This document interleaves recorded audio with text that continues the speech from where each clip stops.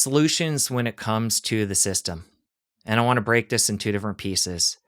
For people that, have tuned into this point and they've heard about all the corruption going on in the system of food and medicine and all the offshoots of that, what can they do on a personal level for them and their family to protect against that? And then as a grassroots movement with society as a whole to push back and to be part of the change, what can they do? Yeah, so more from the bottoms up, what I would say the family can do on food as medicine is the number one principle I have is have the courage to push back on your doctor or pediatrician.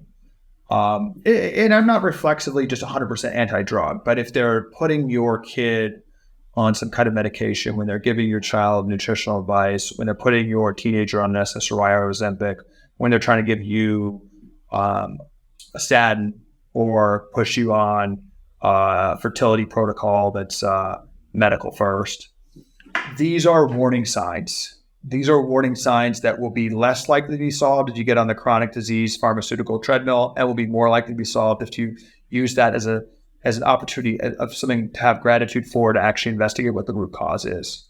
And I think that's the key point, is when you or your child is starting to get on that chronic disease treadmill. If your child has an infection or has some life-threatening issue, absolutely see your doctor. But if it's a chronic disease treadmill thing, really be careful about that.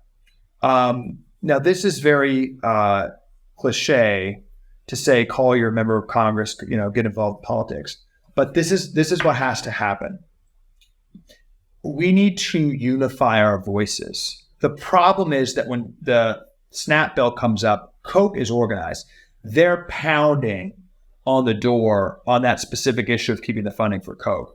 Now, if you poll the American people, they'd be outraged. 90% would be outraged by the fact that we're subsidizing diabetes water with a government program, but we're not organized.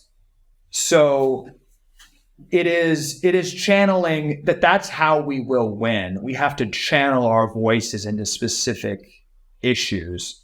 I think it absolutely will help to voice to your member of Congress when you and just however you can. That we have to have an agenda to get our kids healthier. But it's around specific issues. If you can channel other folks that are frustrated to exert communications or money towards specific issues, that is impactful. Specific issues on my radar are the agriculture bill is up for debate right now, where they're going to renew the funding for soda and food stamps and agricultural subsidies. USDA guidelines are up for debate right now. There's a ton of just very easy executive orders. We're the only country that allows advertising for pharma on TV. As I said, they're the largest funders of news. There could be unified voice to stop that. The president could sign something to stop that tomorrow, to cut the influence pharma has on news. There are a host of issues like that, but it is channeling your anger into specific issues is how I think we need to start making change. If you enjoyed that clip, press here for the full episode. I'll see you over there.